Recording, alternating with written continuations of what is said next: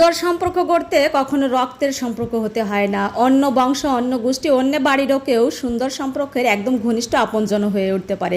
তেমনি আমাদের বাড়ির আর একটা দেবর, অন্য বংশেরই একটা দেবর, কিন্তু তাদের সাথে আমাদের খুব ভালো রিলেশন। তার ছেলে মেয়ের যমজ ছেলে মেয়ের জন্মদিন উপলক্ষে কী কী কেনাকাটা করেছি আজকে থাকবে সেই ভিডিওটি। তো হ্যালো এভরিওয়ান, ওয়েলকাম করছি সবাইকে। আশা করি আপনারা সবাই অনেক অনেক অনেক বেশি ভালো আছেন, আমিও ভালো আছি। বেগুন কাটা দিয়ে শুরু করেছিলাম ভিডিওটি, দেখতেই পেয়েছে বেগুনটা একটু পোকা বেরিয়েছে, অনেকটাই ফেলানো গিয়েছে। এরপরে চিচিঙ্গা কেটে নিয়েছি। এই চিচিঙ্গাটা ওই সেবার বেশ একটা পছন্দ করে না খেতে, এজন্যই আবার ওর জন্য একটু আলাদা করে বেগুন কেটে নিয়েছিলাম। তো চিচিঙ্গাগুলো কেটে নিয়েছি। তো ছিলার সময় অনেকগুলোই চিচিঙ্গা ভেঙে গিয়েছে, কারণ এগুলো অনেকটাই ভিতরে নরম সফট থাকে। এর জন্যই আমি কিছু শিঙি মাছ আর টাকি মাছ ভেজে নিয়েছি তরকারিগুলো রান্না করার জন্য। চিচিঙ্গাগুলো খুব সুন্দর করে কেটে মুছে ধুয়ে পরিষ্কার করে একদম ঝোল রান্না করার জন্য প্রস্তুত করে নিয়েছি। এরপর মাছটাও ভাজা হয়ে গিয়েছে, মাছটাও নামিয়ে নিচ্ছি। তিতা শাক রান্না করার জন্য আমি প্রথমে তেলের উপর রাঁধুনি দিয়ে দিয়েছি, আর রসুন দিয়ে দিয়েছি কুচি করে, আর মরিচ দিয়ে একটু ভাজা ভাজা করে জল দিয়ে দিয়েছি। ঝোলটা ভালো করে জাল হয়ে গেলে তারপরে আমি তিতা শাকটা রান্না করব।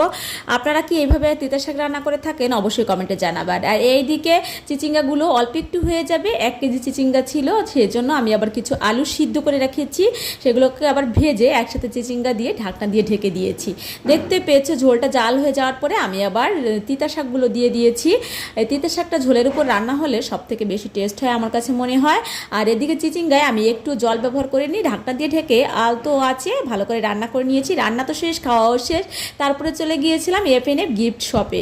আমার হাজব্যান্ড তো আমার জন্য অপেক্ষা করতেছিল, দেখতেই পেয়েছে ব্লু শার্ট পরা, ওইটাই ছিল আমার হাজব্যান্ড। তো উনি আমার জন্য অপেক্ষা করছিল আমি কী কিনবো। কেনাকাটা সে খুব একটা এক্সপার্ট না, তো আমার দেবরটা ছিল অনেকটাই ধনী। তো তার ছেলে মেয়ের জন্য আসলে কী কিনলে ভালো হয়, ছোটোখাটো কোনো দোকানে যাওয়া যাবে না, এই জন্য একটা সুপার শপে চলে আসছিলাম। এটা শুধু বাচ্চাদের খেলনা বা গিফট, জন্মদিনের গিফট হিসেবে বা যে কোনো গিফট হিসেবেই বাচ্চাদের জন্য এই দোকানটা সংরক্ষণ করা হয়েছে, সেজন্য আমরা এইটাই চলে গিয়েছিলাম। এখানে সব কিছু ব্র্যান্ডের এবং ভালো ভালো জিনিস পাওয়া যায়।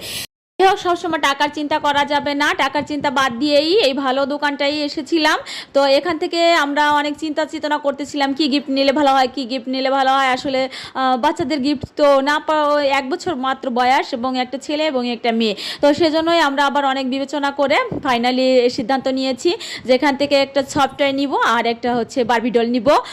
ডলটা মিউজিক দেওয়া। আমি ওই দোকানদারের কাছে শুনেছিলাম আসলে কি গিফট দিলে ভালো হয়, উনি একটা মিউজিক সিস্টেম বললো।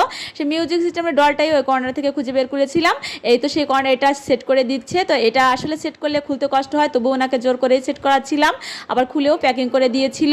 আর একটা সফটওয়্যার কিনে নিয়েছি। তো আমার কেনাকাটা আজকে আপনাদের কেমন লেগেছে অবশ্যই কমেন্ট সেকশনে জানাতে ভুলবেন না। আমার ভিডিও ভালো লাগলে আমার ভিডিওর সাথেই থাকতে পারেন। তো ভালো থাকবেন, সুস্থ থাকবেন, দেখা হবে নেক্সট কোনো ভিডিওতে, নেক্সট কোনো আইটেম নিয়ে। Bye bye and take care.